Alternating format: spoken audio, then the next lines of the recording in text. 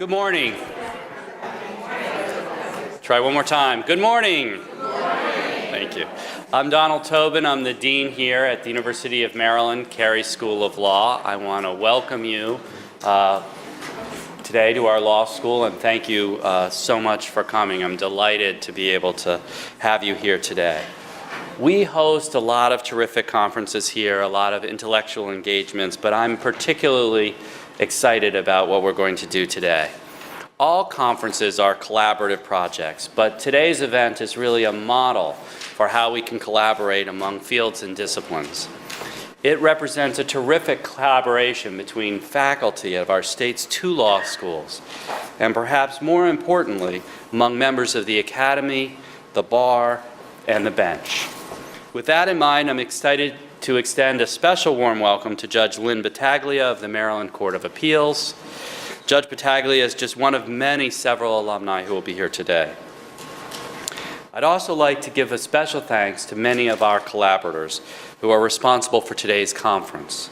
They include all of our panelists and Melinda Taylor, Executive Director of the Center for Out-of-Court Divorce, and Margaret Claw, founding partner of Berner, Claw & Watson in Philadelphia. And I think she deserves an award for the best title. She even got me to smile this morning.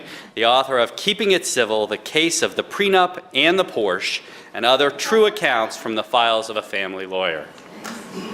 I'd also like to thank our conference co-sponsors and co-funders, the University of Baltimore School of Law, the University of Baltimore Family Law Association, which is a student group, and the Alternative Dispute Resolution section of the Maryland State Bar Association.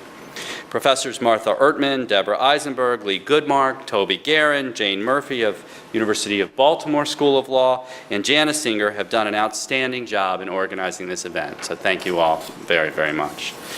They've been ably assisted by students and several staff members from the Maryland Law Review, and the students have helped with conference logistics and will publish selections from the conference in their endnotes, the journal's online supplement. So thank you to them as well.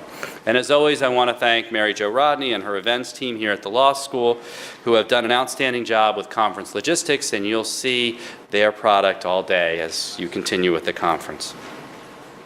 In addition to being a model of the collaborative process, this conference promises to explore important new developments in family law and in dispute resolution.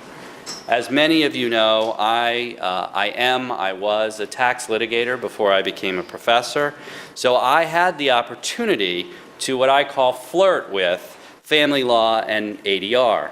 And those of you who do family law know how much tax intersects with what happens, and as a litigator, I spent many a day in alternative dispute resolution.